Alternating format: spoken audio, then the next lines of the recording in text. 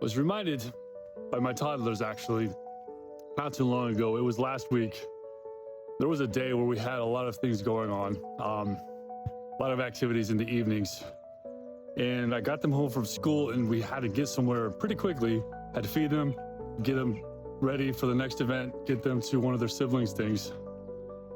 But when I got home, they noticed these little dandelion seed things. And that's all they wanted to do. And I was trying to get them to go somewhere, but all they wanted to do was pick these things up and just, like we did with as children, blow the seeds all around. This one's wet. And just enjoy the dandelion seeds. And I just had a moment where I realized, you know what? They actually have the right perspective on today. You see, I was so focused on getting somewhere in time, hurrying, rushing. They didn't really have any sense of time or necessity. They saw the dandelion seeds and they wanted to enjoy them. And very simply today, what I want to say is sometimes we just have to stop and enjoy the dandelion seeds. The old cliche, stop and smell the roses, is actually quite true. One of the things that I was reminded this year, I see it in places like Luke chapter 8 at the end of the chapter and John chapter 11. I challenge you to find one time where Jesus was in a hurry. What you'll find is Jesus was really never in a hurry. Matter of fact, in those two particular passages, there were people that wanted him to get there by a certain time, or else the person wasn't going to survive. In both cases, not only did he not hurry, he actually took his time, dealt with something else that needed to be dealt with, and allowed the person to die so he could do something even greater.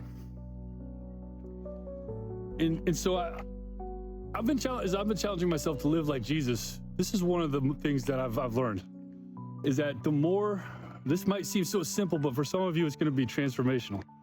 The more we rush ourselves, the more we try to hurry ourselves, the greater the likelihood that we're going to experience anxiety.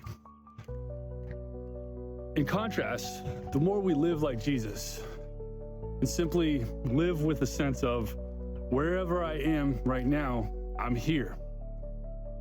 And this is where I'm supposed to be. If you really grab a hold of that idea, there's a lot of peace that goes along with that. And it can transform the type of mindset that is generally prone to anxiety. So wherever you are, I want you to think about this. At this very moment in history and time, God already knew that you were going to be right here, right now. It wasn't a surprise to him. So I want to challenge you today, take some time. Even if you feel like you don't have time, especially if you feel like you don't have time. Take some time, stop, smell the roses, as they say. Pick up a dandelion, blow the seeds off. Enjoy a sunrise. Listen to the birds chirping around you and remind yourself of what Jesus said about how your Heavenly Father takes care of the birds, and therefore we don't have to worry about anything. The more we can just stay connected to the present moment that God's given us, the greater chance we have of living in peace, and the kind of peace that Jesus walked with every day, and the kind of peace that helps us overcome anxiety.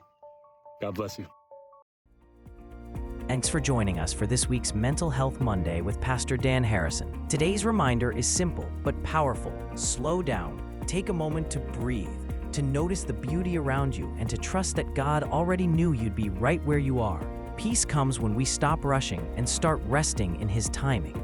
If you're struggling with stress, anxiety, or feeling overwhelmed, don't face it alone. Reach out for help and find a local church where you can grow and find support. And if you're near Ravenna, Ohio, we'd love to welcome you at Ravenna Assembly of God. Be sure to like, subscribe, and follow for more encouragement from Pastor Dan.